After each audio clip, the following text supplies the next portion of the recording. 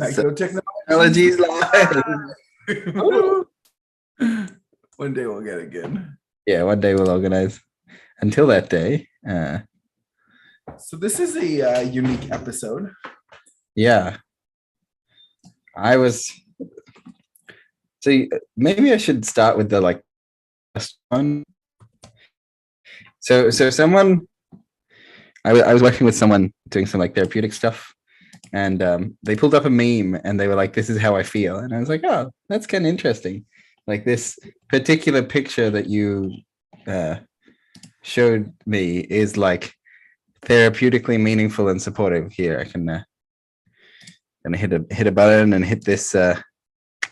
Wait, something just occurred to me. You think in the future we'll have therapy, like meme therapy? Well, okay, so wait. Let me show you this picture. So you can see it here. My son's drawing of safe, and it's kind of got this squiggle line, the two adults and the child in the middle. I think that a meme can hold the emotional information of a sentiment that has more density than words. Yeah. So in answer to your question, yeah, I think we will have some sort of we do have art therapy already, where you kind of draw pictures and then you interpret your pictures, and you that is the thing we already have. So yes, but this picture, so this person I was working with was this meme describes, thinking about that relationship. I would be sitting in bed, like in this picture, I would be the one who has to be the adult. I feel like there are two children in this bed, rather than two adults and a child. This relationship was super unhealthy because it didn't feel balanced. And I'm like, oh, that's cool. I can see how you've projected into the meme, and that you've this has made a lot of sense to you. And you're like, oh, I want a relationship that has healthy parenting systems, whatever. And I was like, huh? There's, as in yeah, let me pull it up again for 2 seconds. So she was this would be me over here. And then actually this one, the second one, wouldn't be an adult. It would be an extra child. I would be the only parent in this relationship, with having to take care of my adult husband plus my child. That as a child. Yeah, super not a good relationship to be in over the long term.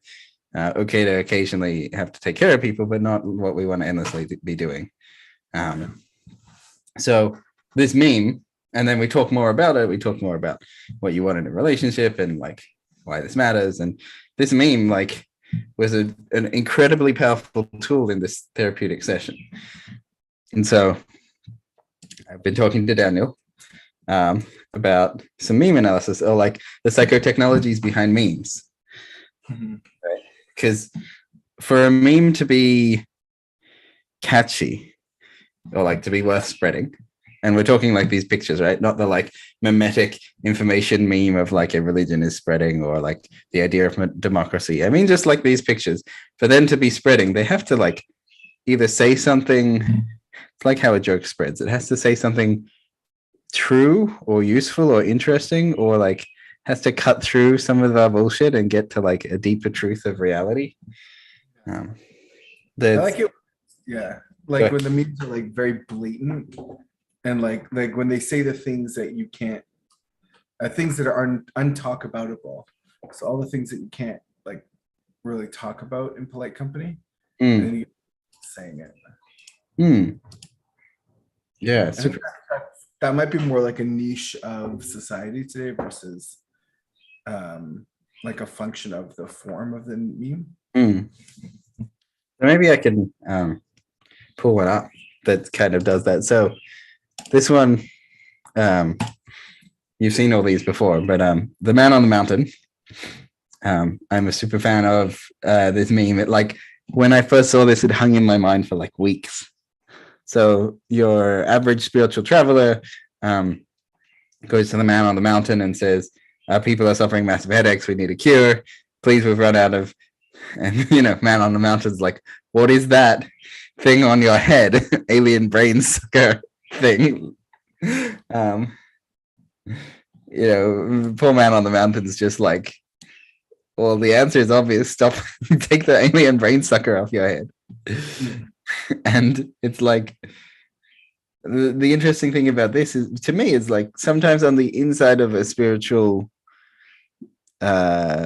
tradition, looking at other people is like you're the one seeing the alien brain suckers, and they're going like, what do you mean? I'm not going to get off social media. Why would I get off social media? Yeah, like you don't get it, or like there's always like a strong defense, like reflexive defense, I find. Right. And I find like reflexive defenses are things to like retrospectively think about, because like some reflexive defenses like keep you alive, and so you want to be careful you don't just shut them all down.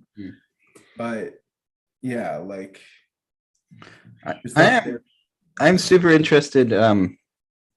So this comes up a lot in therapeutic process, that I will be like, let's look at that particular issue. Let's look at why you're procrastinating, which is, basic question, why are you procrastinating? And then, or basic question like, why don't you not procrastinate? What would happen if you just did the work? Right. And then there's two things that happen. One is that like, they may be able to answer what happens. And the second thing will happen is the way that they avoid answering that question is very particular to the way in which they're avoiding doing their work as well. And so like bring up the same situation that goes on. You can have that. There's something like diagnostic in the way that the question, that my process, I was just going to ask you the question, why don't you just do the work? And then you're going to like, well, I don't feel like it, or, that, or they're like, the way I ask that question, they're like, this is really awkward. I don't really like answering. The way that they like jump into that territory to avoid answering the question is the same way that they're avoiding the work. It's like a diagnostic test. Yeah. So I'm always like interested in why my therapeutic process is failing. You find? Yeah, and then for me, like I think usually like my next move is silent. If when I'm like in the zone, right, is just silence, because then that thing that they did just sits, and you get it, like now you have that space to explore it. Right. There's some like, this is the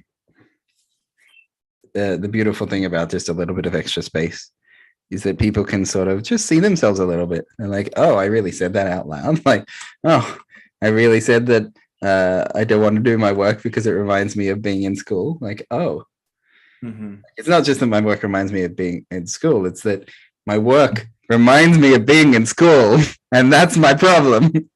Yeah. Yeah, and like that thing, like to me, I'm hearing like, oh, it's petty and it shouldn't matter. But maybe it really, really does. Obviously, it does matter, or it wouldn't be the reason why you're not doing it. Or else, like, yeah, you wouldn't be in this situation. And then, like, the things start to balance out, I find, and then you get to realize the situation as it is. Start to deal with it. All right, so I'm keen to like flash up a couple more memes and then talk about it. Sure, yeah. I'm like, what do we got here? Aha, this one's great. Here we go. It's lucky there's like barely any words on it, right? Starting meditation to cope with anxiety and stress. Question of who am I just like derails. Right. Yeah.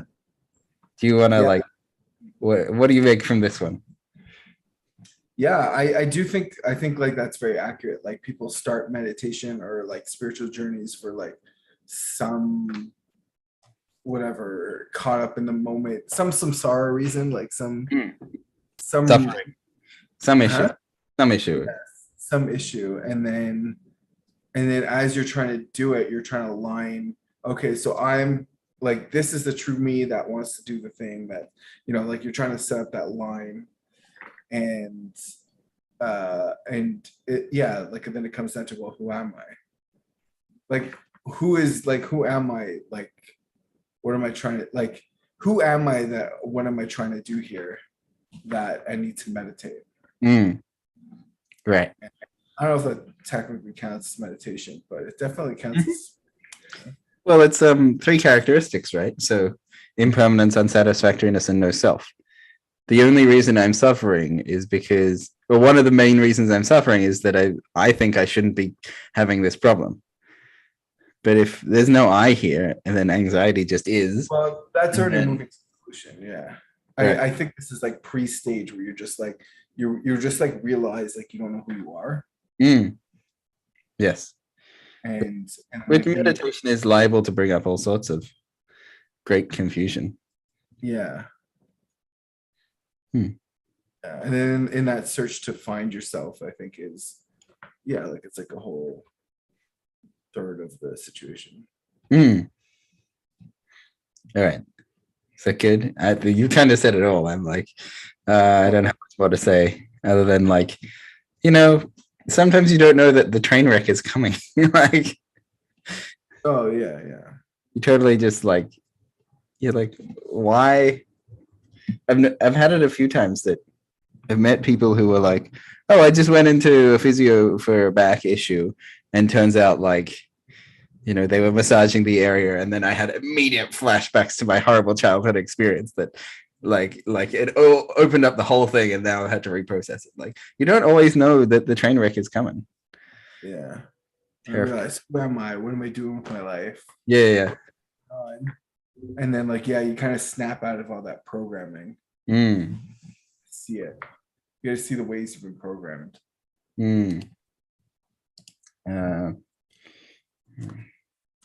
Okay, I got another one. Here we go. We're gonna hit a couple buttons and we're gonna pull this one up. Yes. Well, my spiritual coach says that he can free me from my ego. No, son, you'll go end up in a sect of egocentrics who claim to have no ego. They will charge you even the cookies at the meeting. Mariano, no! It's too late, Mom. He's the meditator. He's got all these chakras glowing. I've already overcome the ego, and I'm vibrating in another higher plane of existence that makes me superior to everyone. I gotta say, I love this meme. Like, this meme is such like this meme format. I mean, of like me with someone and then be like, oh, that looks interesting. And they're like, no, don't do that. Something. And I'm just like, I'm there and I'm like, I am one with whatever insanity caught my eye in that moment. It's too late. I'm already one with the universe. Yeah. Yeah. I think this is interesting. Yeah. Cause you kind of have this like naivete or like simple faith, I guess, when you first come in. And then you're like, that guy has no ego and he's gonna teach me how to do that. Like that. Right. Pretty straightforward, right? Like, that guy's a plumber, he knows how to plumb, that guy's spiritualist, he knows how to spiritual. Yeah. And then like, the mom's got like a little bit of stuff, but like she hasn't gone through the whole thing. And it's like, oh no, like that's, maybe she had like a taste or bad experience or whatever. Yeah. And then you're in it. I think the original earlier versions are like, Billy's the small kid is wanting to try some drugs, and then she's like, no, don't do it, and then he's like, it's too late, Mom, I'm already on all the drugs. Yeah, I used to do that to my mom. I mean, I still do that to my mom, right? Yeah, it's interesting. And then like, the resonating on higher planes of existence, and I'm superior to everyone. That's ego. Right. That's using spiritual attainment to prop up your ego, right? That's specifically. It's not just ego, it's like the spiritual ego, which is like even more annoying. Yeah. Because if you're resonating, you're just like, you're not better than everyone else. You're part of the same band. Like, you're all in the same band, right? Or orchestra or whatever. There's a meme here that I found it. I was looking for this other meme. on that same topic of ego to spiritual ego. Here we go. Sorry, pulling them up takes a little bit of a moment.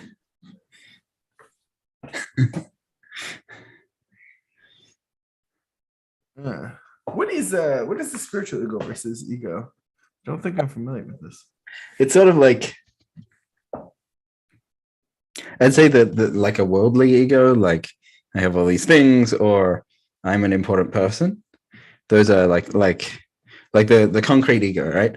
I am great because of all the stuff I have. The subtle ego, I'm great because I'm important.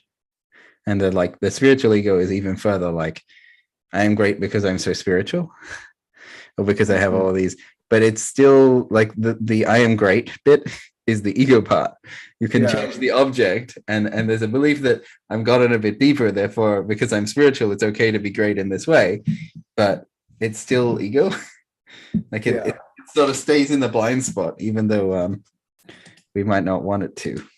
Yeah, ego is like kind of necessarily in your blind spot, if in the sense that like you're kind of like often working from the ego. So it's like the eye sees not itself but through reflection.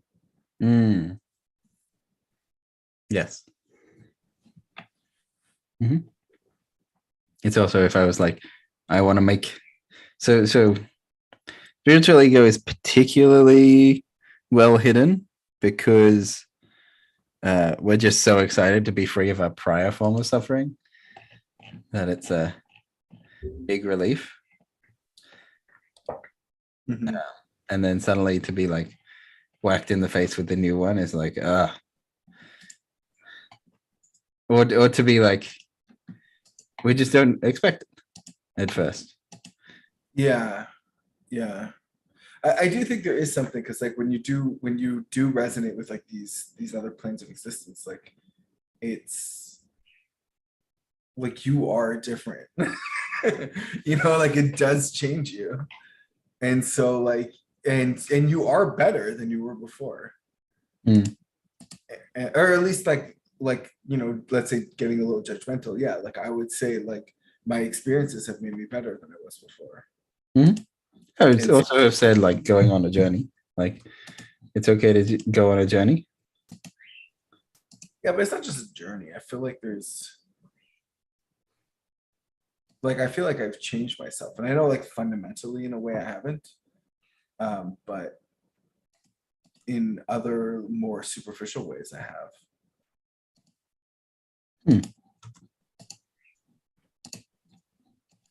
But yeah, but like I think then one of the realizations is like, yeah, that's like better than other people thing. It's just toxic, and you should get better by dropping it. Just live, man. Life is just life. At the end of the day, like there's no status, doesn't matter. I'm like rapidly trying to work out how to organize these memes in my collection here. Yeah, I'm kind of just give you that. Another one. Yeah, and I'm like, they're all spiritual memes.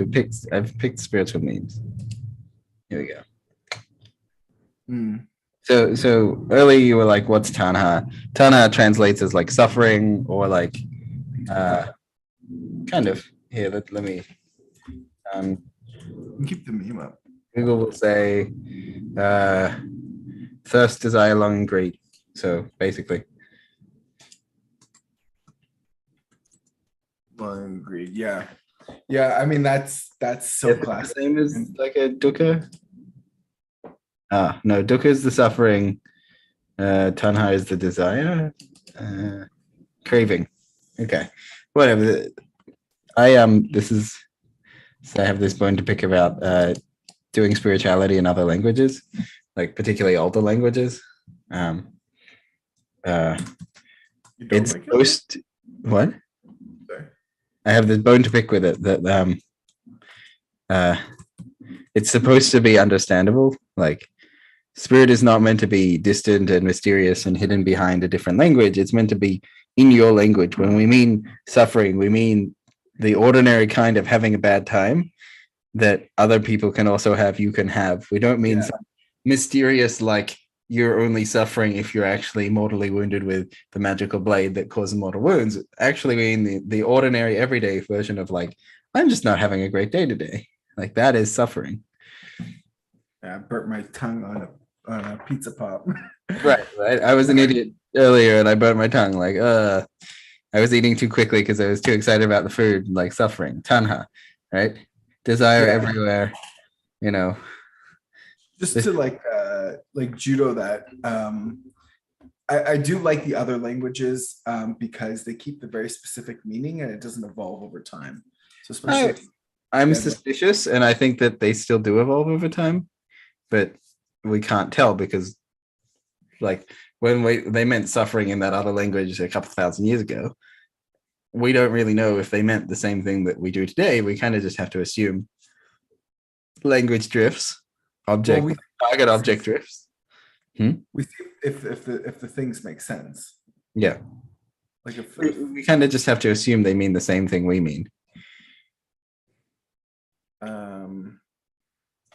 Okay, so I think language picks up context, right, as you use it. Right. Like that's like ill, like that's ill is, you know, like that can mean many different things, right?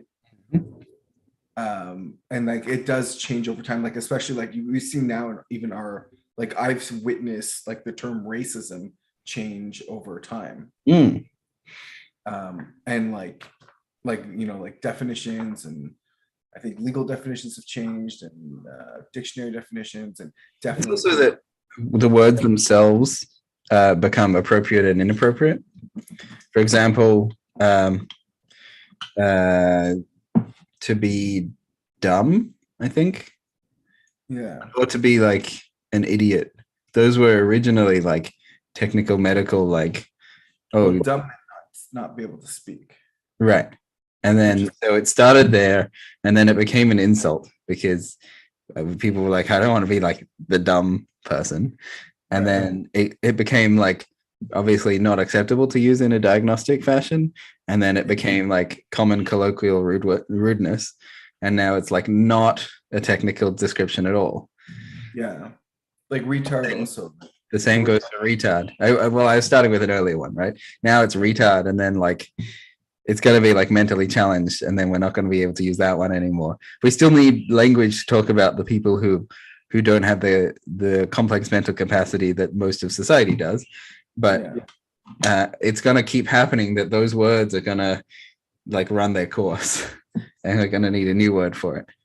I think it's cycles. Also like words to describe people of different races as well.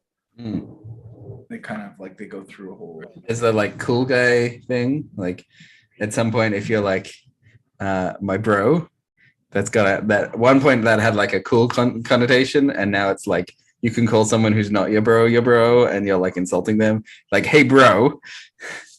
I'm not your friend, guy. I'm not your buddy.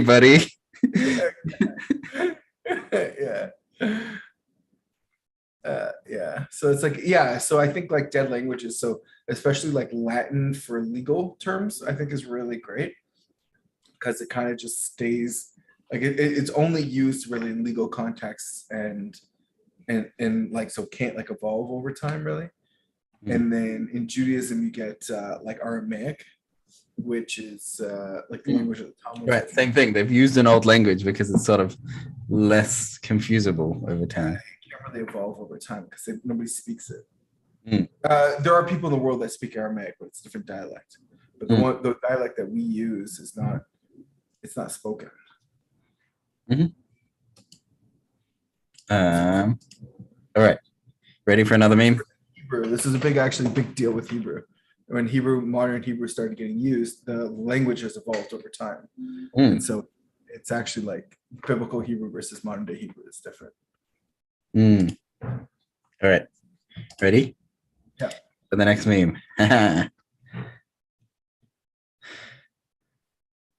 Okay, so we got the genie here saying like you don't exist. Like can leave that up for a couple more seconds.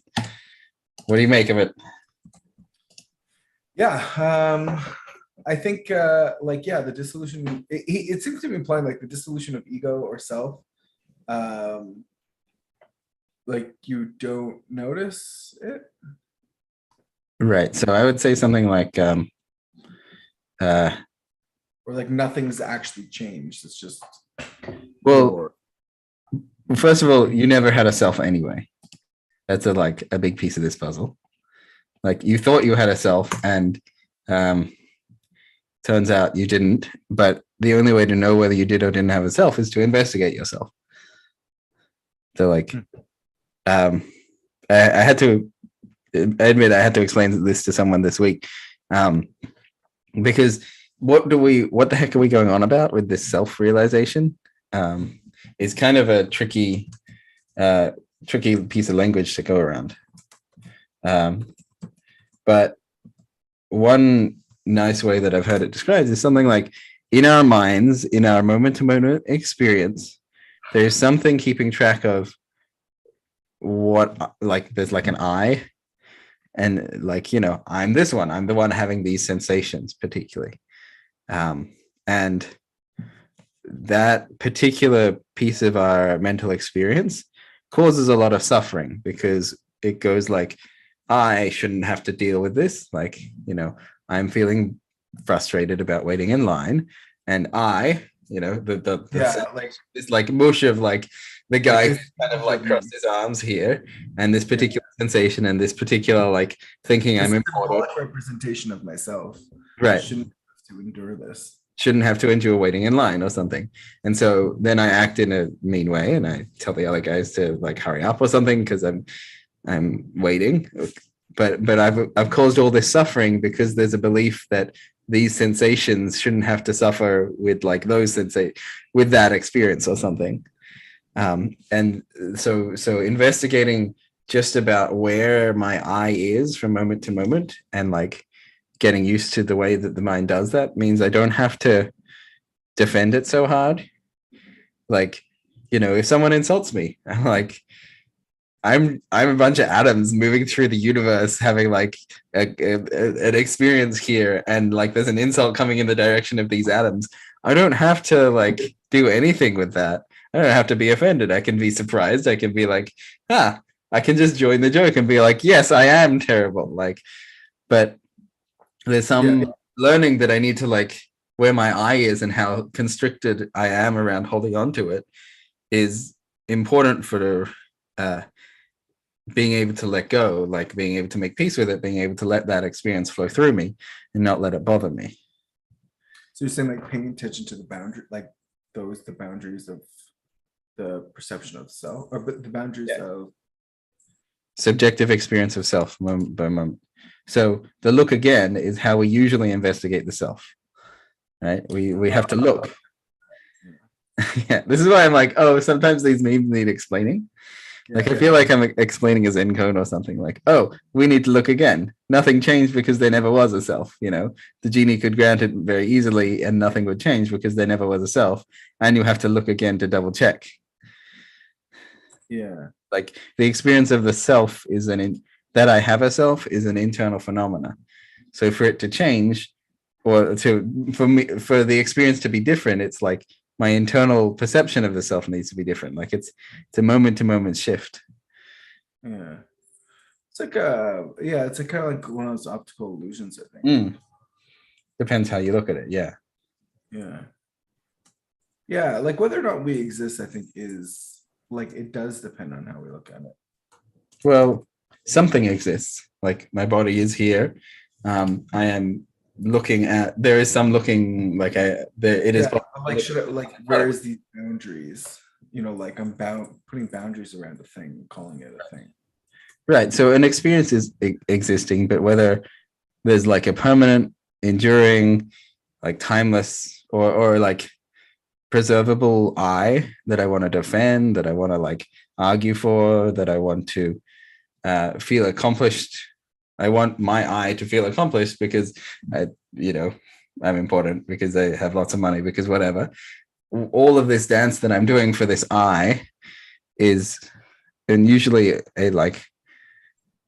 our eyes are a bit wounded. Like, I had a childhood that had like experiences in it that hurt a bit. Like if I'm still carrying those through my adult life, going like, no, I want the biggest slice of pizza. You know, did you ever?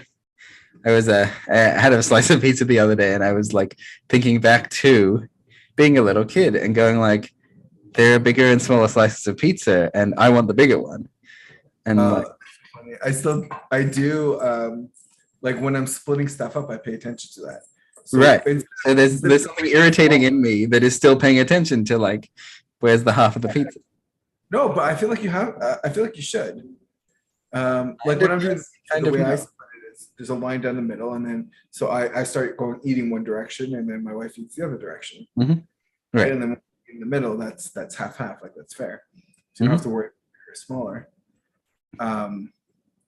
But yeah, like when I'm splitting stuff up, for sure, I'm always paying attention to that to make sure it's like done fairly. Right, but are you making sure for fairness, or are you making sure to get the most for yourself? No, you have to. You don't want to do that because then you're an untrustworthy agent. Right. Well, but it's also like, once upon a time, I was eating pizza with someone who was smaller and skinnier than me, and just didn't have as big an appetite. You know? Yeah, my wife is like that too. So I still wind up getting more, but it's like I split it half, and then she can't eat her half, so then I get to eat it. But like some things, or like if it's depending on what it is, but if it's like a special treat, right? Like then yeah, yeah. If it's like hamburgers or whatever, then maybe I'll get, or even like pizza, like might get a bigger one, and then I'll just eat more. Right. So mango in the fridge. Then you gotta split that. I mean, you both want to eat the whole thing. I feel like we could spend a whole episode on splitting of pizzas. Like, no, this is serious. This is like game theory stuff, right? Like, well, it's game theory. Well, the optimal solution for on a systemic level over time in ways that you can like rationally trust each other and take into consideration power dynamics and all that. Yeah. Like I started like, I go back to childhood, right? Like at some point you were a little kid who just wanted stuff. And if you completely complete it, if you finish that desire, you got it. When anytime you wanted things, you got them, and you were like happy with like, generally when I want stuff, I get them. I've made peace with the like real suffering of like wanting, then like that's good, right? That's one layer. The next layer is like, sometimes other people wanted stuff more than you, and you were just like, because now that you've like completed the wanting part of you, there's like, it's kind of fun to like help other people get what they want. And so if someone wants like a little bit more pizza and you're not hungry today, you're like, sure, have it, enjoy. I'm so glad you get to enjoy. That's like the next level. And then there's the like, right. And like, then I've done lots of that, and I'm not actually self-sacrificing for it. I'm just like, my wanting is completed, their wanting is completed. And then there's the like collective long-term game theory, like, we all get what we want. Like then there's a layer above that's this more complicated, like, how do we create universal worlds that everyone's getting as much of what they want as they need? But there's like, there's layers to this, and it's important from my perspective through a therapeutic lens to be making sure that each layer is satisfied. Because if you're like, I've talked to plenty of people who are like, oh, I always have to lose because other people want stuff, right? I have to like try hard, and then like I end up losing at the last minute, and it's kind of sucky, but this is the suffering of life. And I'm like, no. We need to like go throw off a bunch of layers, like ignore the top ones, go back to like, you win, you get what you want, complete that. And then when you return to the like the second layer, then it feels good to let other people win sometimes, rather than like tainted victories. Yeah. And also I do like, you gotta know, right? I think another thing is like people that don't get their needs met, don't know how to get their needs met, they don't understand what their needs are. And so they don't understand like human needs or what other people's needs are. And then other people get kind of like, they wind up screwing over other people, not on purpose, but because they just don't know how things work. And so, you gotta like oxygen mask your face first. Yeah.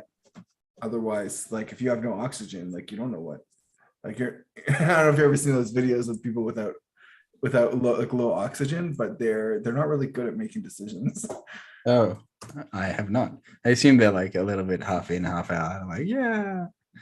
There's this one where he did it, and he was just like super giddy, and he's just like laughing and having a good time, and he's like, I'm dying and I don't want to die. It was super creepy experience, actually, because I guess that's what happens when your brain starts to not have oxygen. Like he couldn't, like, I don't know, I think all the happy chemicals or something.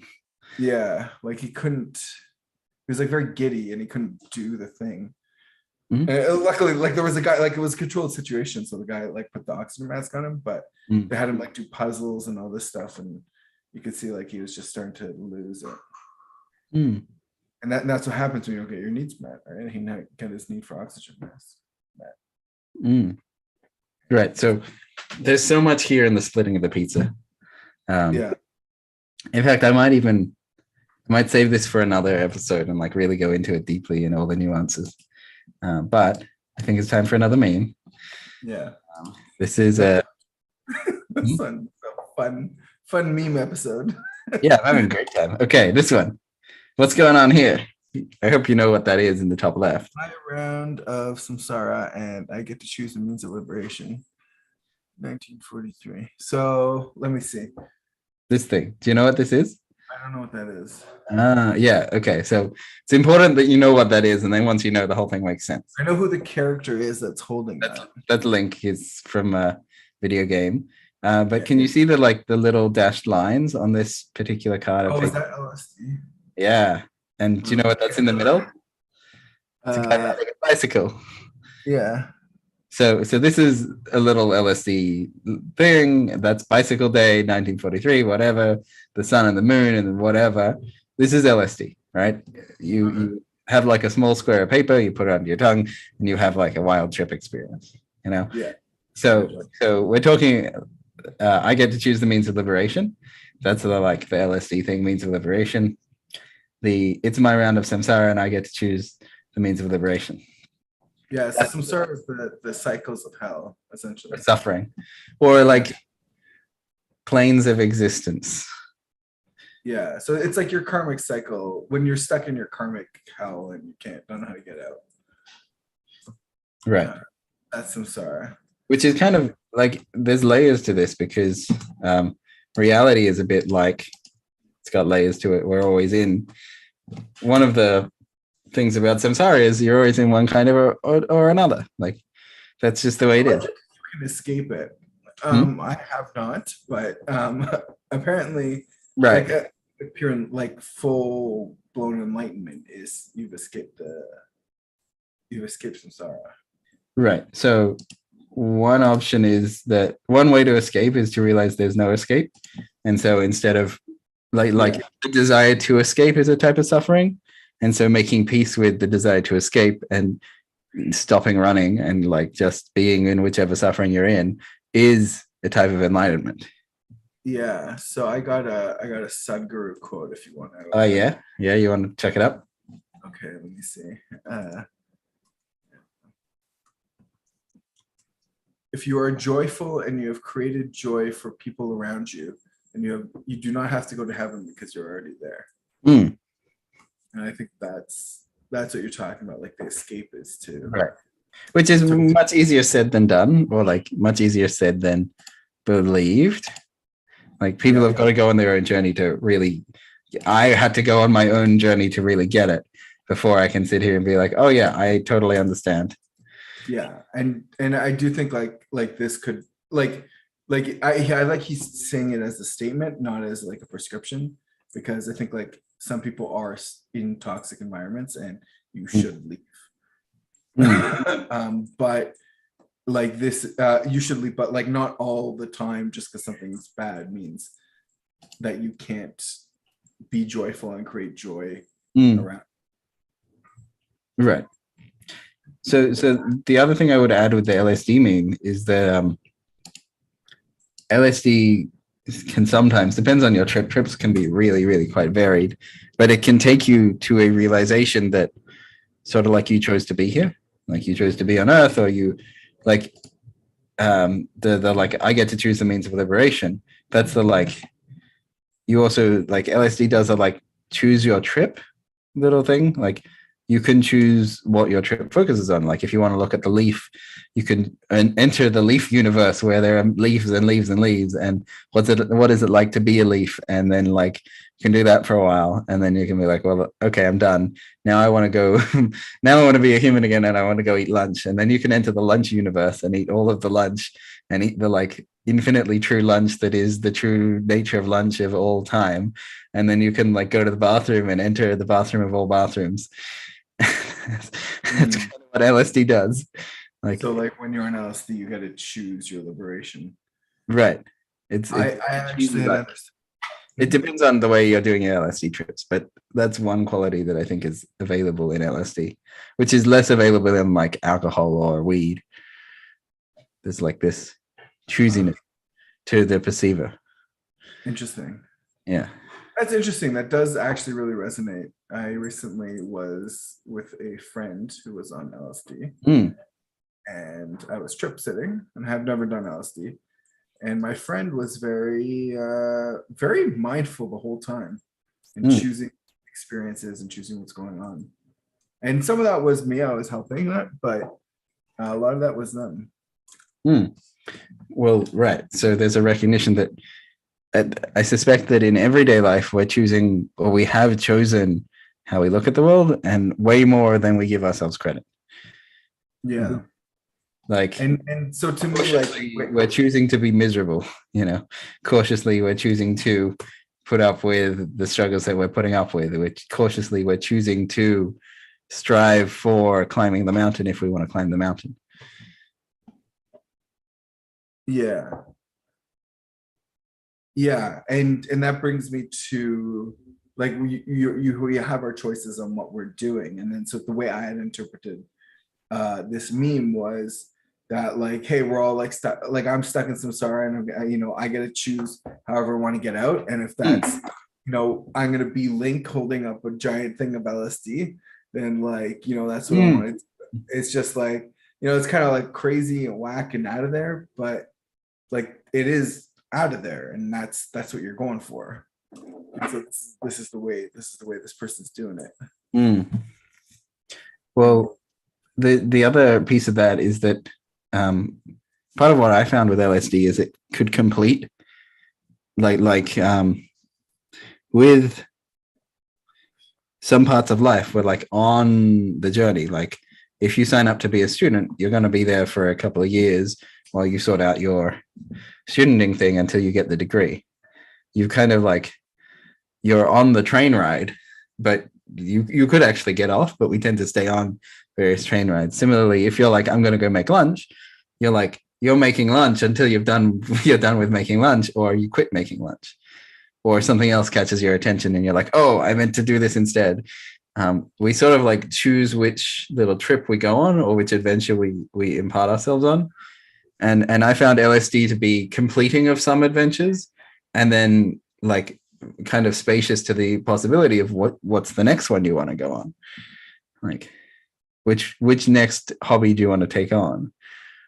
And so you're seeing these like I guess samsara cycles or something. You're seeing there's yeah, kind of. Yeah. And then you're making those choices. Do you ever just not choose, like or just don't? Right. So stopping choosing just means you go into whatever default you're already in. Or like, cause like what you're describing is that you're out of the cycles, like you're out of samsara and then you go back in. Right. That kind of happens. Yeah. So just don't go back in. I don't think you can. I think you automatically go back in. And this is like technical, like meditative stuff as to like, can you just stay out and not go back in? Yeah. I don't know. I don't know if I have the answer to that question, and I'll have to do a bunch more LSD to find out. This is what, that's like third or fourth path. But it's also that I don't know if you can. I just don't know. So like the belief of like, let me go back there and check is like, and it may never be possible to know if you can not go back in. Well, just don't go back in and then you'll know. And if you go back in, if you decide not to go back in and then you're in, then that wasn't your choice. Like then you're moved along. But if you decide not to do it and then you don't, then you just don't, and then it's possible. I suspect that this is like saying, why don't you just decide not to suffer? And from one vantage point, that makes a lot of sense. And from another vantage point, you're like, how can I not? As the obvious answer. Yeah. Yeah. But I was talking from the perception of when you see the samsara cycles. Right. And staying outside. It's really karmic cycles, I think, is technically the correct way. So when you see the karmic cycles. Well, so I like the example of like climbing up a mountain.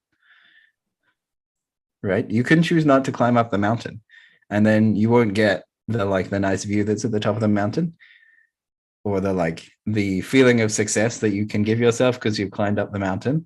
And you also won't get the suffering of like how uncomfortable it is to take each step up the mountain. But you can still climb the mountain without it.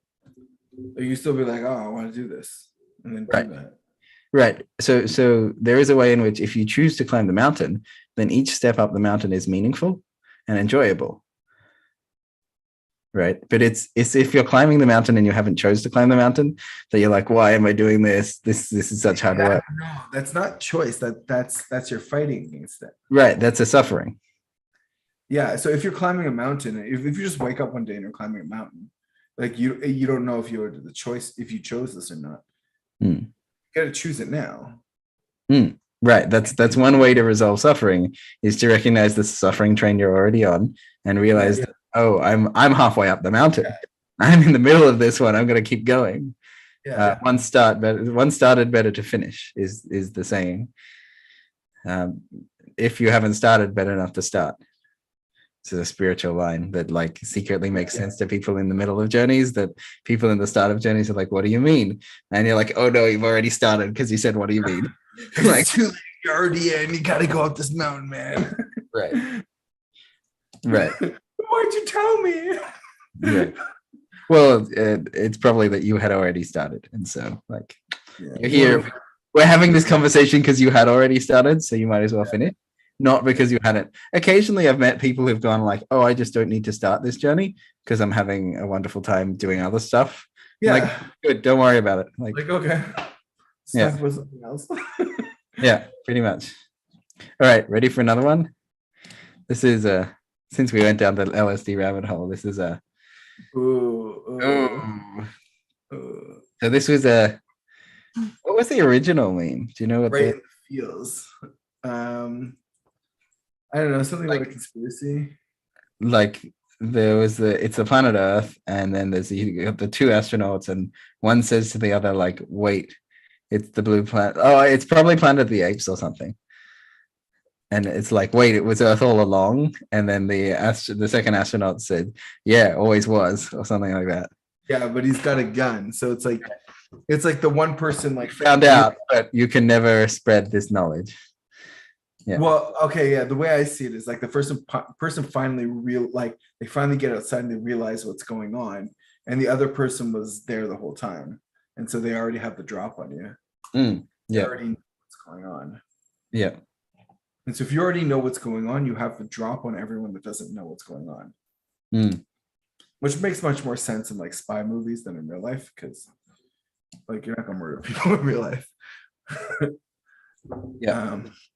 Oh, apparently the meme is called it's all Ohio, always has been. Ohio? Yeah, I'll show you.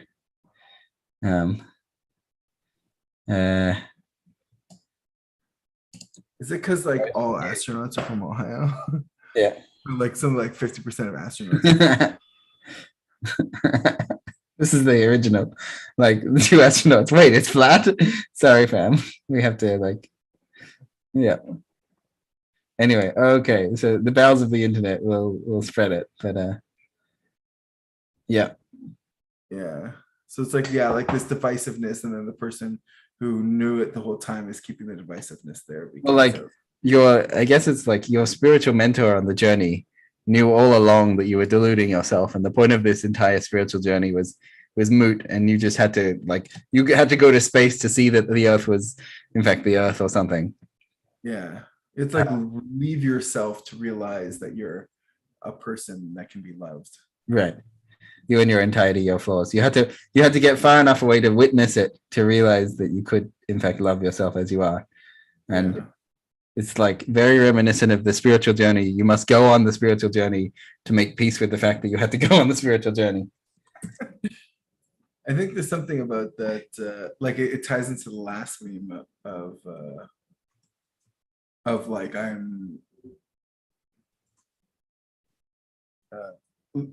like the self, the ego one, and so like your ego, like your ego leaves you.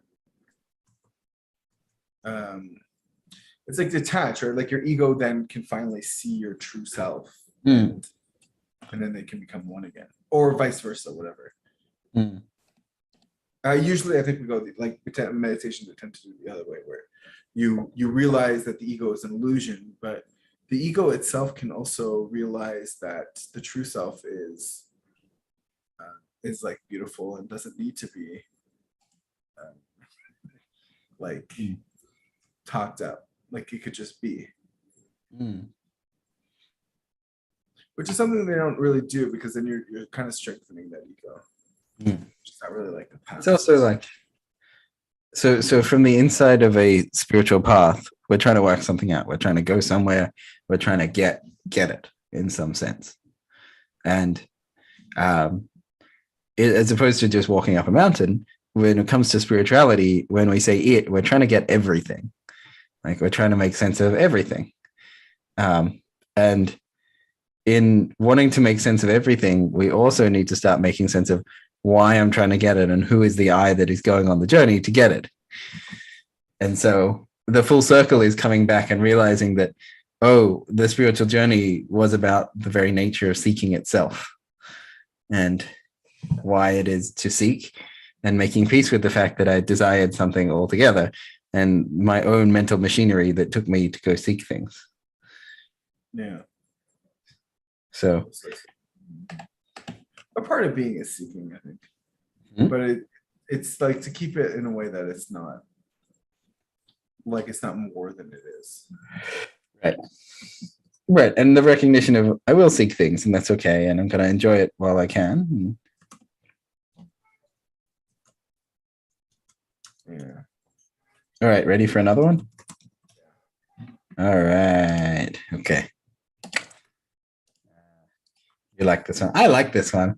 I think I just like this artist as well. We got the two seagulls with the like existential crisis.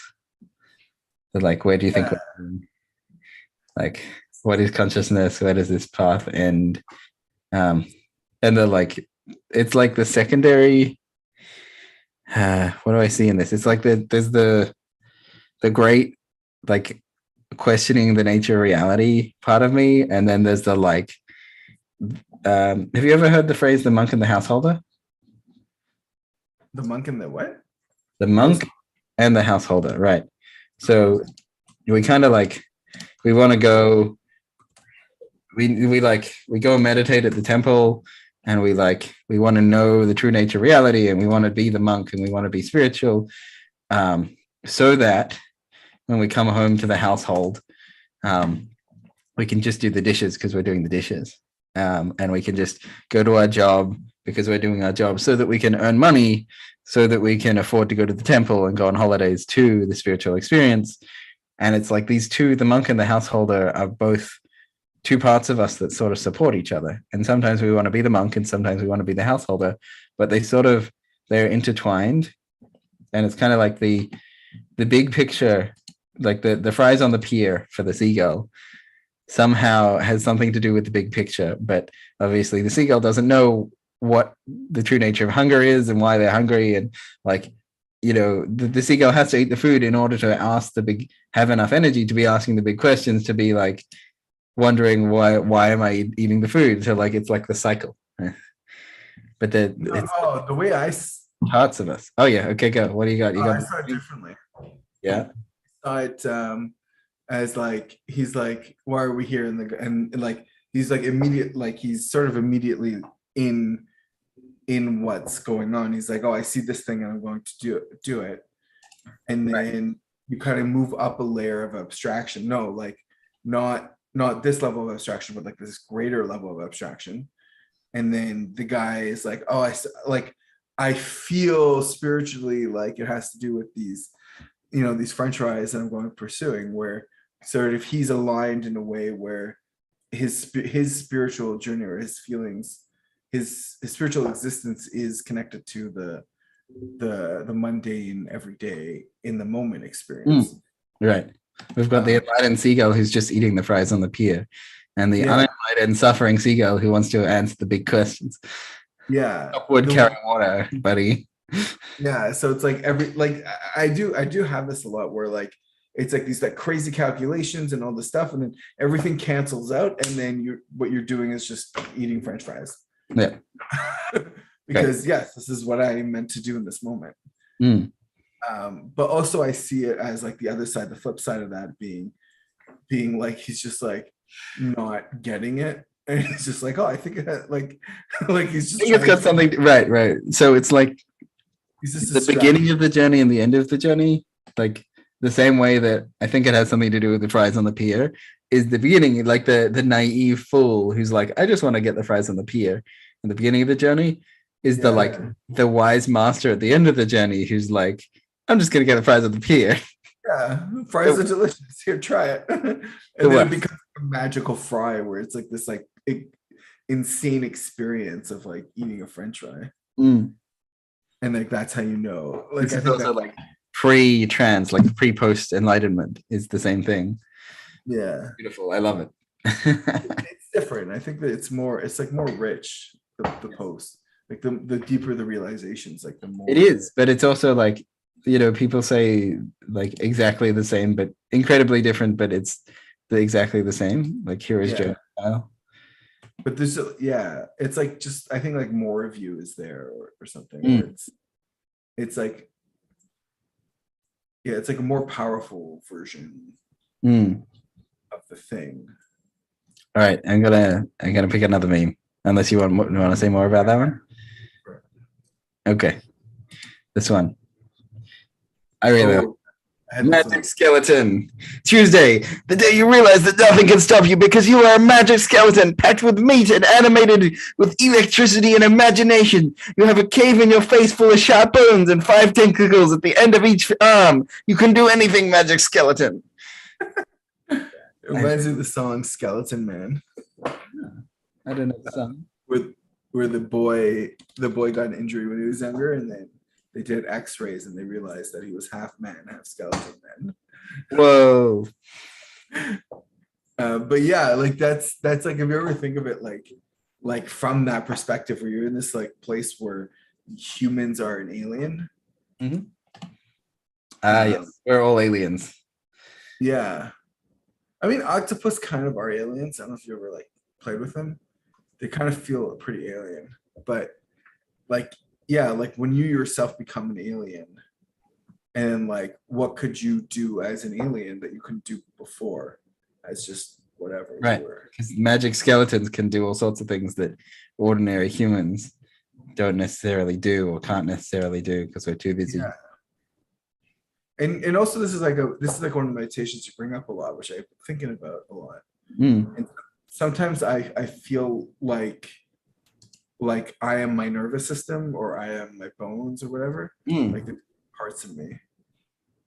Like the other day I was feeling really like I am my nervous system, and I've like hijacked like this body and like all these other things going on. That was pretty crazy. Yeah.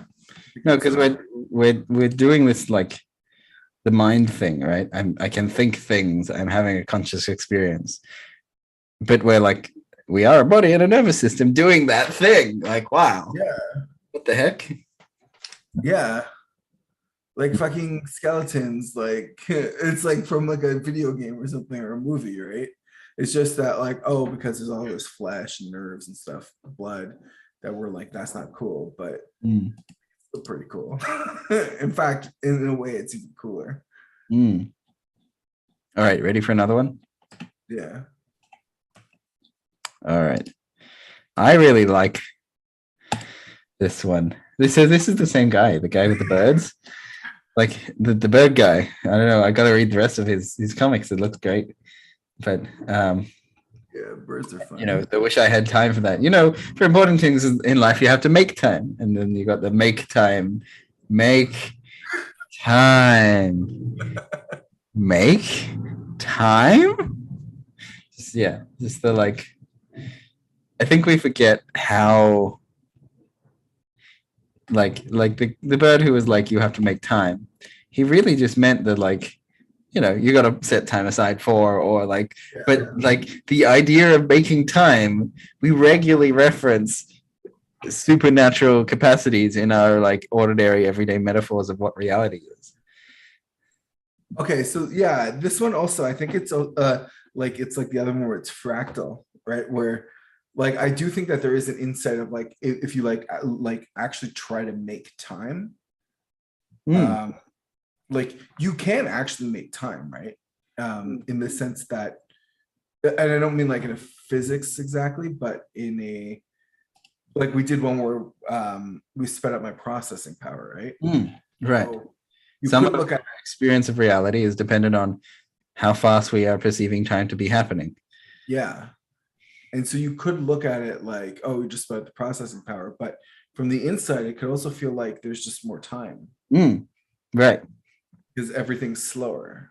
I live in a slower world now. Like everything else is slower. Yeah, and if I'm the center of the universe, then I've created more time. Well, what I'd want is I am God. like I want the spread, right? Like if you're kind of bored and you're waiting in line, I'd want to be able to make that time go quick. And then if you're having a really good time, I'd want that time to go slow, right? I'd want access to the full range of experience potentially. No. Always make more time. You always want more time. Well, that's also an option. Because you don't like unless you're like immortal or something, you know, which I don't know anyone that is, then you're never gonna have enough time. It's if you're bored, you want to either find something to do or do something more interesting. Right, totally. Those are also really great. It's sort of like make less time at the like that's death at the age of maximum capacity, right? So I've done all my spiritual growth work. I'm like doing great, and I'm like, now what do I do? Well, then what I want to do is get more out of life. So I want to like live more intensely. I want to have as much time as I possibly can. I want to maximize my enjoyment of reality. But if I'm not actually like able to hold all that capacity, and even if I am, some days I might want like a break from all that. It's okay to turn down the intensity and turn down the time. Like, well, okay, so you can turn off time, but you don't want to slow it down. You went mute. You can turn off time? Yeah, you can turn off time. Like you can go timeless. But that's different. I'm not so in control of whether or not I'm timeless. Or like I can move my consciousness to like a timelessness reality. Like okay. There, and then it's timeless. Well, it's more like I can think about what if like timeless existence, like planets forming and galaxies changing, like I can go all the way over there. No. I mean, you could do that, but I think it's like for me, I'm wanting to like the moment. Like if you're just in the moment, like in a way where you're like this moment is like you're completely in it and it's amazing or it's terrible or whatever is going on, but you're like it's valuable in and of itself, then it becomes timeless. Because time is relative, right? So it like time only matters in relation to other things. So if you like, let's say the entire universe is not like there's time inside the universe, but there's no time outside the universe, because you can't relate to anything else. Well, it's also like the universe keeps moving. The like we perceive time from the inside of the stream. It's very hard to like imagine I was outside the time stream and just watching like watching everything happen, but not in a like linear directional way that time happens. Like what? No, that's still time. It's just different dimensions of time. Right. This is where like a rock, right? Like imagine a rock, and like the seasons go by and the earth spins and all these things happen, but it's just a rock. Like it's like it doesn't like those things are not meaningful to it. It's just background, or it's just part of the experience. It hasn't got a lot of brain cells in that rock to do the thinking in the same way that humans seem to think. Yeah, like there's no, it's not that like time doesn't exist, it's just that time is meaningless. Yeah. And you really you get that, like you can get that, like everyone I think has those experiences sometimes where it's just you're just there, and like time is like maybe in the background, or it's just you kind of forgot about it. It's often hard to remember those experiences in normal time. Yeah, usually as a reference, but you've had them and they're like they change you, because the physical world still is there, like the time is still actually there, so you're still changed by that experience, but it's not a change of the mind, it's a change of like the physical memory or something. Like it's more deep. All right, are you ready for another meme? Yeah. All right, here we go. Rockin'. This is a Jesus meme. Yeah. So why are you removing that tumor I put in there? It's like, yeah, so it's a picture of Jesus in the operating room, and it says next to a surgeon. Yeah, he's going a little. I like that because it's like the exact opposite of what was intended, and it makes that point. Like, well, it makes a good... people do the like God's wishes thing, like the universe is going according to plan, and then other people are like, but what about all my suffering? Like, this sucks. Why did I get a tumor? If does God really want me to get a tumor? Yeah. And there's a compassionate angle where I would be like, no, God doesn't mean to give you a tumor. But then there's a like brutal truth to the nature of reality that is like, maybe, yeah. Like, I'm not going to tell it to your face, but like, yeah, I'm not necessarily going to say that on the internet, but yeah. Right. Like, oh, how unconscionable is it if I propose that there is some sort of plan to the universe? That we're in, that we're on, that whatever. I mean, I don't like it all the time either. It's got, I've experienced all my suffering along the road of this plan. That kind of stings. Yeah. Maybe if I believe that the universe has a pattern to it, then I feel better than if it doesn't. Yeah. So I kind of do believe the universe has a plan. But I will say that like people, and I think this is true in religion as well, like you don't know what the plan is. If anyone's telling you what the plan is of the universe, like in a cosmic sense, not like what the plan is for me to eat French fries. Oh, I have a meme for this. I need to flick back to the Mariano one. Like spiritual ego meme. Yeah. Anyone says that they're obvious, like it's not that they're incorrect, it's that they're obviously incorrect. Like they have no way of knowing this. And it's nice to try and theorize about what the future will hold. Yeah. But to be certain is not useful. Yeah. Sometimes I'm like, the universe has a plan for that hamburger to get eaten by me. Excellent. The fries on the pier. Yeah, perfect. Yeah. But in like a cosmic sense, or like why you got, I mean, like sometimes you know why people get cancer, right? But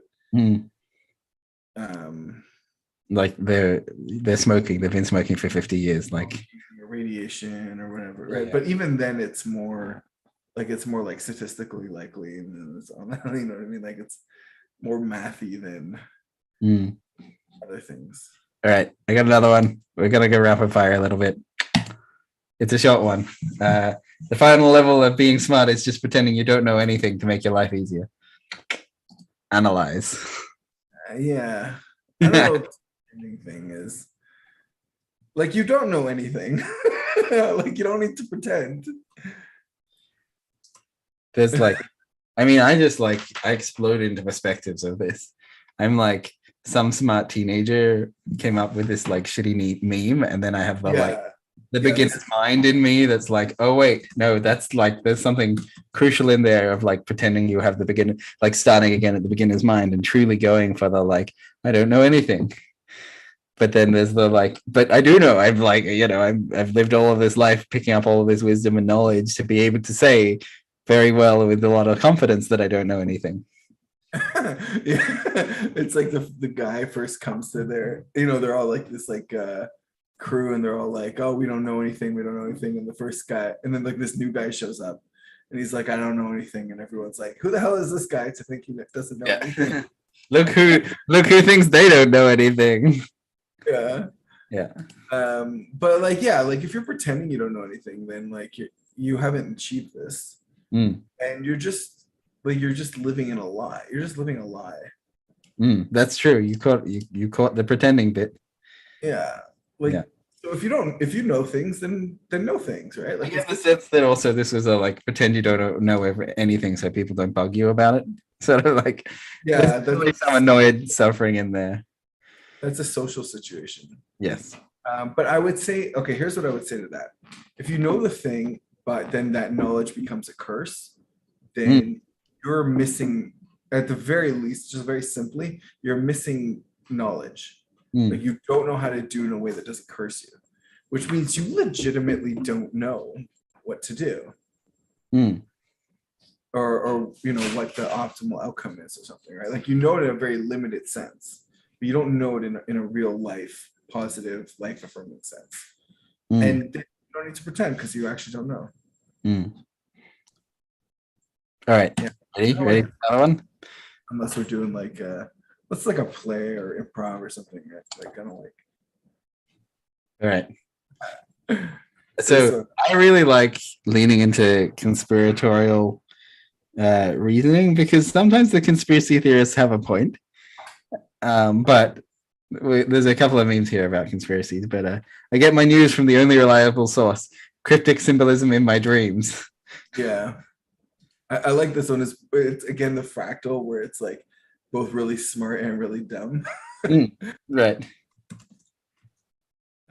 Yeah, like, because like, yeah, like I think there is a sense like when you get like the thing he's referring to is the collective unconscious.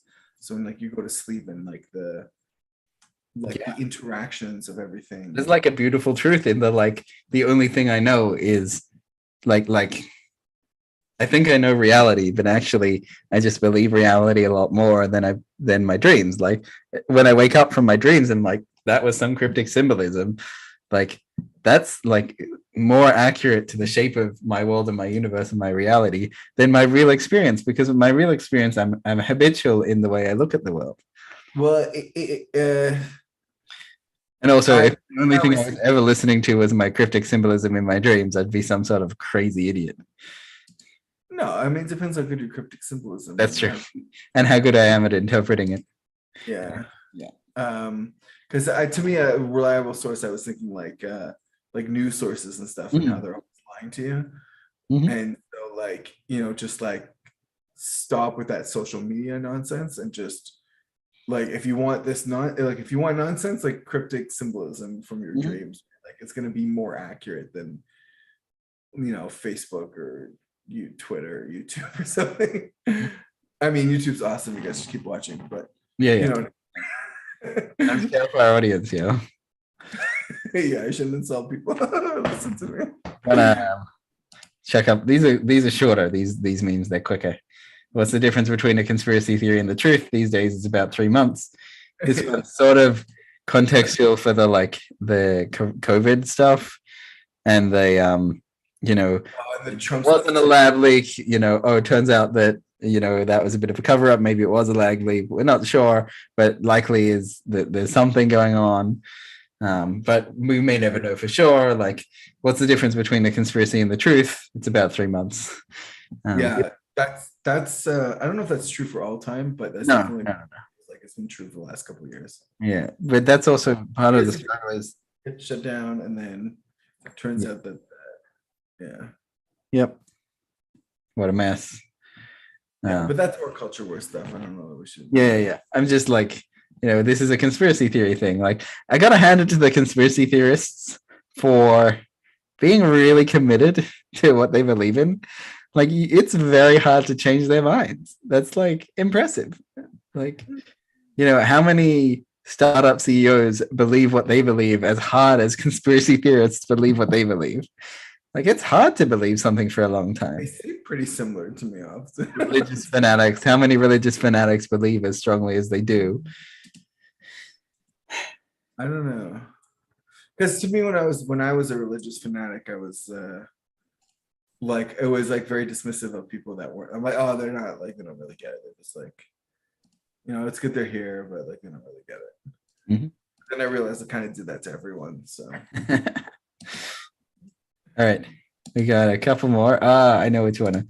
So we got we're gonna go into some like absurdism, because I really like absurd humor, because it just like I leave reality for a bit and I go into like, so let's put this matter aside for the time being. Me looking around nervously.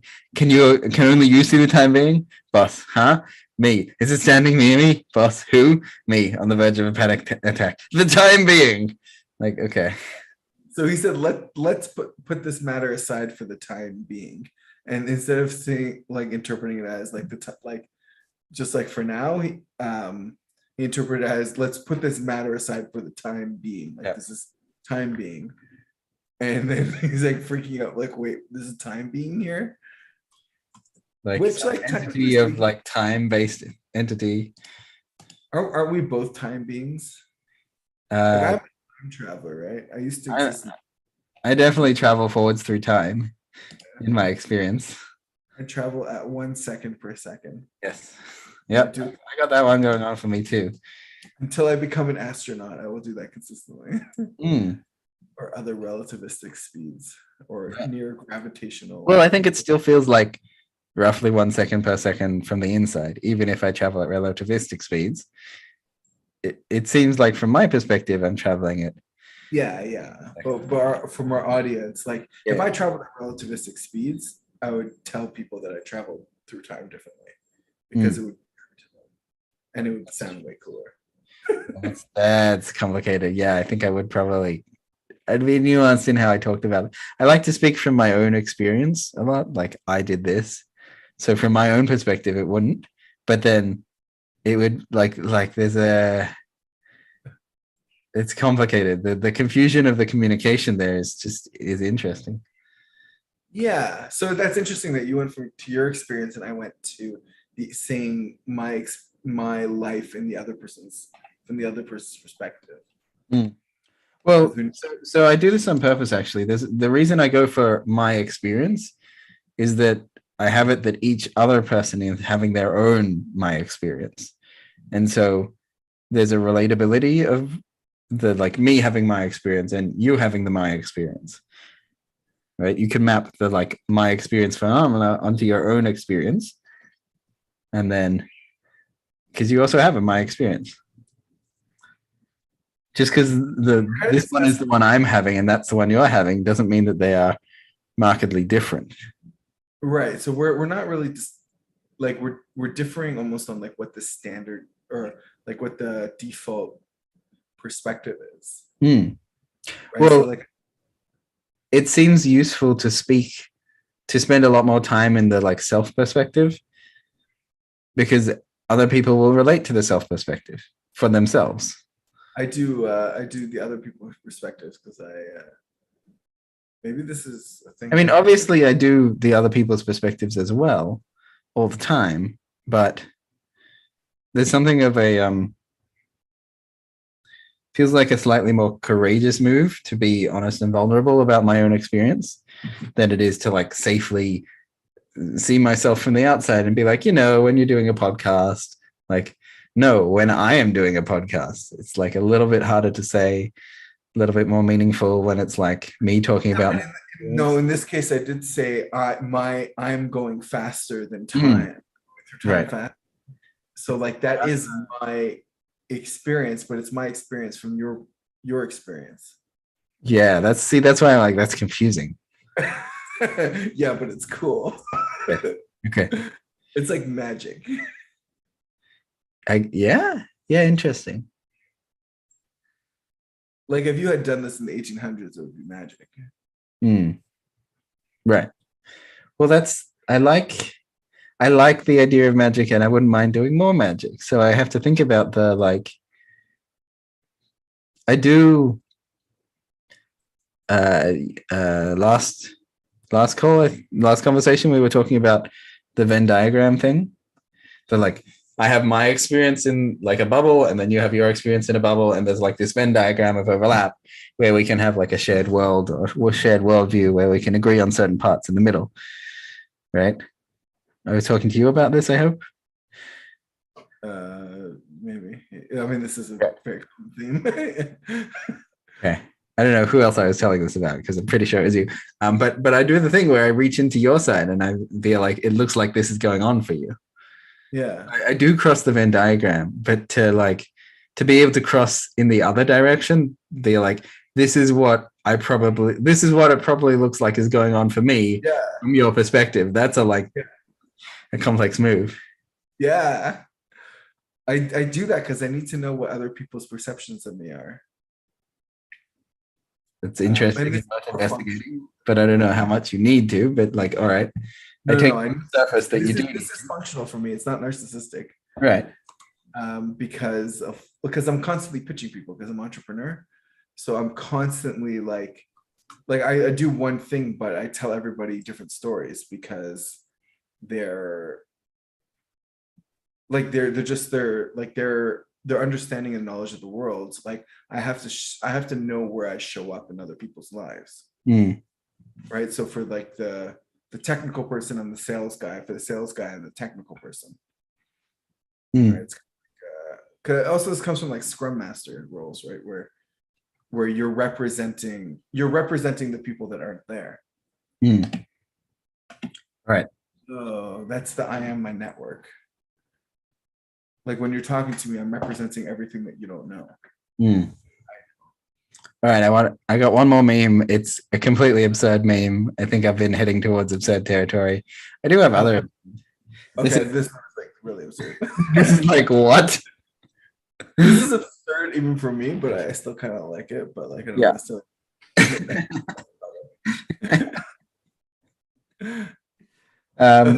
So we've got like. You're gonna have to explain this one. I like that he has a beard, even like. So it looks like you got this wizard in like a cloaky thing, and he's saying, "Experience the miracle of my wizard birth." And then there appears to be himself also coming out of himself in a coming out of like a dark, mysterious birthing thingy, and he's saying, "No, stop using magic to make yourself give birth to me. I'm a fully grown adult wizard." And then he says to himself, "Too late, punk. I'm your daddy now, and I'm going to raise you in a loving environment." And the younger being born self says, "But I'm 68." And then the first one says, "Not anymore, you're not." And of course, the image of giving birth to oneself is like he has a big ass beard. That's super weird. Let's talk about this one if we're gonna go there. Since you brought it up already, I guess we have no choice. Do you want to leave it up so we can like digest it more? Yeah, sure. I can leave it up. What do you make of this uncanny? Yeah. So this one was super weird to me at the beginning, but I think I get it now. So like this is like sort of your ideal parent protocol situation. Right. There's this like therapy there's this like, it looks kind of gross. Like he's got some pretty uncomfortable wrinkles on his head. He's potentially like in the frame of giving birth. And so it looks like kind of gross, but yeah, it's got this like ideal parent figure, therapeutic, like I'm gonna raise you in a loving environment thing going on. Yeah. And then he's like, and then so it's like, he wanted, it feels like to me that the wizard realized like for his development that he wanted to be raised, like he needs to be raised in a loving environment from like when he was born, but he's still not willing to let go of himself. Yeah. So he's like birthing his self, or his inner, his, I don't want to say inner child, because it's really like, it's like the wrong section. I want to be like, I have the experience of when I'm working on someone's inner child, like we're talking about what you were like growing up and we're doing some reparenting stuff. It is actually growing you up. Like the adult you that's doing the work as well is also being grown up at the same time as it's like, right. Right. And so in this case, like the person hasn't been able to access their inner child. So they're just like doing this thing where if they give birth to themselves, then they got to stay who they are while being 0 years old. Right. And like the funny thing I find is that like the attitude of the parent figure in this, like the parent wizard in this moment, is like bad luck punk. He's actually like a bad parent. Yeah. like despite being all like, I'm gonna raise you in a loving environment, he's like too late punk. I'm your daddy now. He's like environment. The kid's like, I don't want to be like this, and then he's like too fucking bad. Like right. Right. So he's got the like, I'm gonna reparent myself, but he's such a bad parent that he's gonna reparent himself like badly or something. Yeah. And he's gonna be like, wow, that was traumatic that I did to myself. Why did I do that to myself? Well, yeah, it's gonna be resentful, right? Right. And then, which is like probably this is why wizards are so fucked up, Yeah. This is, yeah, to me, like, don't do magic, be magic. Right. I literally think like most of the time when people are doing magic, not all the time, but mostly people do magic, they do at their own expense. Well, there's this like, if they're wizards, why are they all old grumpy men? Like, why aren't they like young cute women, like something like that? If they're like truly timeless wizards with magical powers, why are they all old men with beards? Right? You would just transform yourself into like a younger person, live a lot longer. Like, somehow the magic works on everything else but themselves. I think magic comes at a cost. And I think it is like, there is like, I do like that alchemy kind of you have to everything equivalent exchange or something like that. And yeah, like I really, for this stuff, like magic is starting to get like a little more popular now, but they spell it weirdly. Yeah, I branched into that thing, and magic with the CK, MAGICK, like that. Yeah, I think so. It's more like a ritualized. It sort of feels like contractual self obligations. Like you can commit yourself to living a more self life that is more kind to yourself, right? And you can see that in with a ritual. That's not what I'm but that's a like, and you may have to give something up in order to commit to that sort of like self relationship. Okay, that's not what I was referring to, because I think that's a little like, if you're like coming from that angle where you're like, oh, I want to live this life and do that, like I think you are being magic, you're not doing. But there's like with the Chris Rock and Will Smith situation. So there was like this whole article on how Chris Rock was like doing magic on Will Smith, right? Like by, touching nerves and social situation, and doing like, he did do a thing that kind of instigated it. But like, and then there was this article on like talking about it, but like to me, like I was reading the article, but like they didn't, and like not that the article didn't have any good points, is that like they didn't first acknowledge like, this is the reality of the situation, is this guy assaulted another guy, and that's wrong. And then like how like, to me that would have been like the better article, like how could this happen to Will Smith? Like he's this famous guy, and he's like like he's generally considered like a very stand-up guy. And so how did this happen? And then explain that. Then you can explain that with magic. But they kind of did it in this way where like the magic kind of took precedent over the physical reality of the situation. Mm. Mm. All right, I got one more meme. I think I want to end on this one. And I picked it because I think our audience has the metamodernism in it. So this is I think this is from Family Guy. Yeah. And this is a Noah's Ark, and clearly, we got the elephant and the penguin, and we got the non-dual and the postmodern discourse and the metamodern spirituality, which is like this random mismatch of, as far as I can tell, it's got a bit of like, we do what we want, we borrow from whichever prior traditions we feel like, because only old traditions are out of touch, and only new traditions are like, don't have the depth of the past, and so we're just gonna like build our own like half tradition that we feel like hanging out in, because that's what suits us. And I'm not against that at all. It's just like, it's funny. Yeah. I don't know. Do you agree, or do you have like a different angle on this? Yeah. So I do like this. Like I feel like it does describe metamodern spirituality really well. In the sense that like it is this breaking down. One thing I'd like about the metamodern spirituality is that it can take a joke.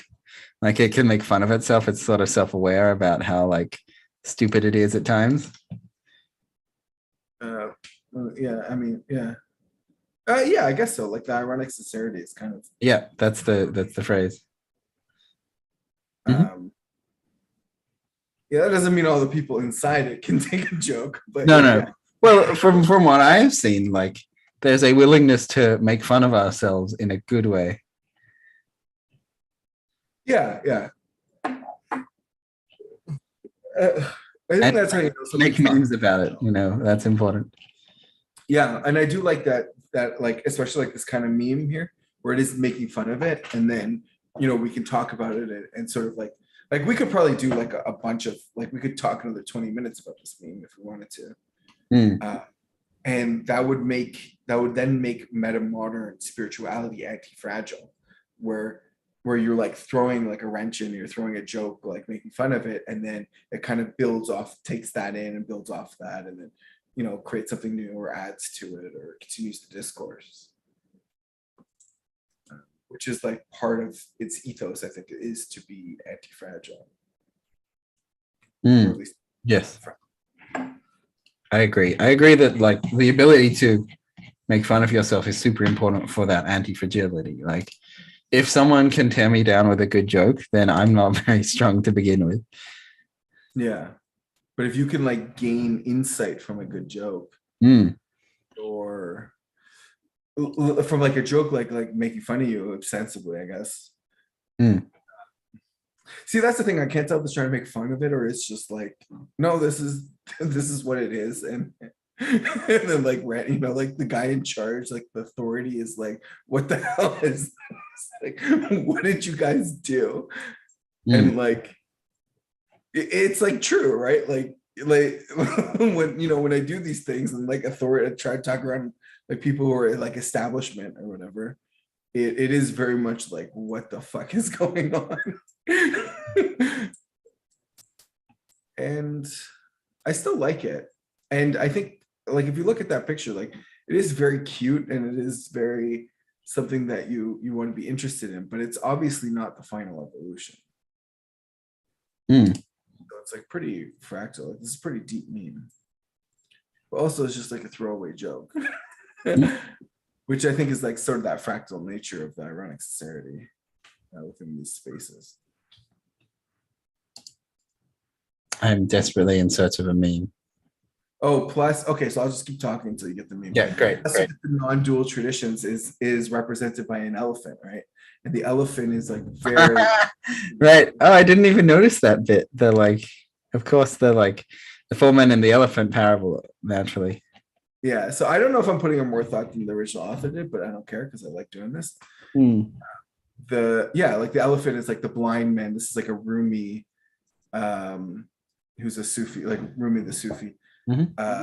came up with this, or maybe it was before, but it's the blind men are all trying to figure out what the elephant is, and then they have the king who sees the blind men, and they're all describing, oh, the elephant is, one touches the trunk, the elephant is like this tree, and the other one touches the tail, the elephant is this whip, and the other one touches the ears, the elephant is a sail. And you get like the king that looks at them and sees all of them trying to grope at this thing. Different angles of the elephant. Yeah. And then like that becomes like sort of the metaphor of the sage versus the explorer, or depending on where you are, it's we're all blindly trying to touch the elephant. Although I'm now having this insight and realizing like that, like people were saying that, and I'm like, no, it's not true. Exactly. Like I do see this elephant mostly, and like and realized like I just couldn't explain it. Oh, interesting. Like you think, like for you think you have more of a clear angle on the elephant than other people, or? That's the thing. It depends what elephant. Like there are some elephants that I'm like I understand. Like sometimes people try to figure out shit, and I'm like, no, like I know how this works, right? Like let me just explain this to you, right? Like fridge. Like we were talking about how fridges work the other day. Like I know basically how a fridge works, at least like from a physics perspective. And some people are like, oh, like this. I'm like, no, like here's no. Here's how you know. This is what I know. Yeah. Like, can I build a fridge? No. Can I explain it? Yes. I think if you gave me enough time and enough parts, I probably could build a fridge, but I don't want to. I'm like terrified of working with electricity because it's friggin' could kill myself if I do that wrong. But in theory, I could build a fridge. Fridge specifically, it's got freon. Which is... Oh yeah, all the chemicals in the. I can build like a rudimentary fridge. I'm not motivated to build a fridge of my own. We don't need to talk about how fridges. I was gonna go into like a lunch on the thing because my friend is actually he wants to build a still that uses from a fridge. Nice. A fridge does so. We want a vacuum still. Okay, I gotta say the story. So he wants to do because what he wants to do is like create a vacuum and then have the fridge where the hot part is on the side that's to evaporate and the cold part is on the side that's to condense. And then put the whole thing in a vacuum, and like so the whole container is within the vacuum, which drops the vapor, which increases the vapor pressure, so it drops the temperature needed to evaporate the liquid. And then because he's got the cold and the hot, then you save electricity. It's an electricity efficient way of building a still. He's not doing this for like a business, like he's an inventor. He's just doing this because he thinks it will be cool to do. So take that for what it's worth. But anyway, that was off topic. That's all right. I get it. It's cool. That was fun. So he's not using a fridge because fridges are really difficult to deal. Compressors and freon and stuff is really difficult to deal with. He's using I forgot what it's called, but it's like a reverse Stirling engine where it heats up part of one side and cools down the other side. But I think it's like a solid state situation. Cool.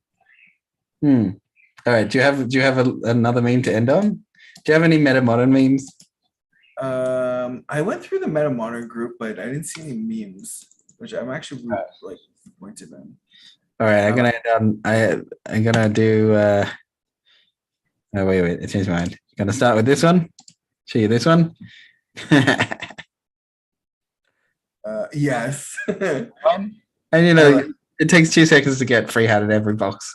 And then this one. Is that enlightenment, right? You know what I mean? Yeah. So it's a grumpy looking Italian mafia guy. And what? Oh, you don't know who this guy is? Who is this guy's a Canadian superstar. Oh, tell me more. I didn't actually know who he was. No, I was just like, he looks like a funny, grumpy Italian man. And I was taking the meme of that. Tell me, who is this guy? No, he's from Trailer Park Boys. I can't remember. He's one of the main characters. He's like the main character in Trailer Park Boys. Okay. Which is like maybe it's just more of a Canadian TV show, but it's a bunch of these Canadians living in trailer parks and they do like crazy shit.